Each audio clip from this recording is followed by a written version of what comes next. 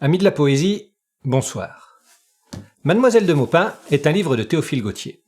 C'est un roman épistolaire parlant d'une jeune femme qui a décidé de se déguiser en homme afin de voir comment se comportent ceux-ci quand il n'y a plus d'oreilles féminines autour d'eux. C'est aussi l'histoire d'un jeune homme à la recherche d'un idéal féminin qui ne sera jamais à la hauteur de ce que la réalité peut lui offrir. Mais, Mademoiselle de Maupin, c'est surtout une œuvre qui m'a profondément marqué sur le plan littéraire, et j'aimerais aujourd'hui vous en lire un extrait. C'est un roman épistolaire avec beaucoup d'intériorisation, d'exaltation romantique, de sublimation de la figure féminine. Aussi, choisir un extrait qui, hors de son contexte, ne tombe pas dans l'excès, est difficile. D'ailleurs, l'extrait choisi sombre complètement dans l'excès. Aussi, afin de préparer le spectateur à recevoir cette lecture, il me faut avant lui présenter deux courtes scènes d'une série télévisée phare des années 90, à savoir Friends. Voilà. On est au lit. Oui. Vaut mieux que je prenne un coussin. Je préfère. Voilà, vous êtes au lit, elle est tout contre toi à faire son câlin.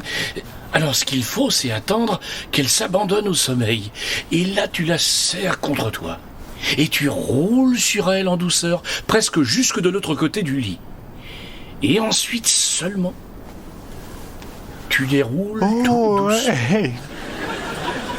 Tu lui fais son câlin. Et ensuite, tu as ton espace. Ah oui, le vieux coup à la sournoise. Oui. Très bien. Encore une question. Vas-y. T'as remplacé la fille par le coussin, là?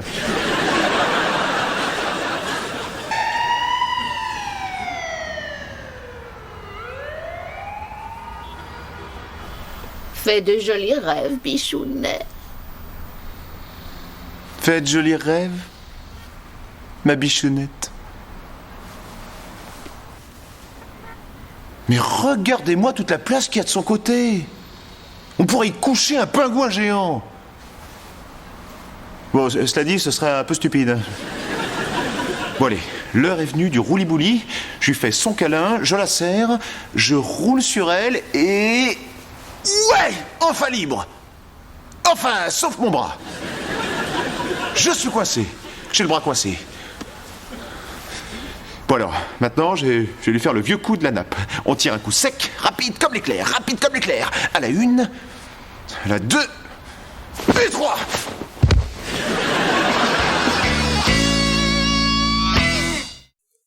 Le pragmatisme comique de Friends est maintenant à mettre en parallèle avec l'exaltation romantique de Théophile Gautier. Écoutez. Quelquefois, en étant couché avec une femme, on lui passe le bras sous la taille. C'est d'abord une grande volupté de sentir la tiède chaleur de son corps, la chair douce et veloutée de ses reins, l'ivoire poli de ses flancs, et de refermer sa main sur sa gorge qui se dresse et frissonne. La belle s'endort dans cette position amoureuse et charmante. La cambrure de ses reins devient moins prononcée. Sa gorge s'apaise.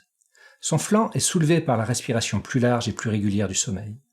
Ses muscles se dénouent, sa tête roule dans ses cheveux. Cependant, votre bras est plus pressé. Vous commencez à vous apercevoir que c'est une femme et non pas une sylphide. Mais vous noteriez votre bras pour rien au monde. Il y a beaucoup de raisons à cela. La première, c'est qu'il est assez dangereux de réveiller une femme avec qui l'on est couché. Il faut être en état de substituer au rêve délicieux qu'elle fait sans doute une réalité encore plus délicieuse.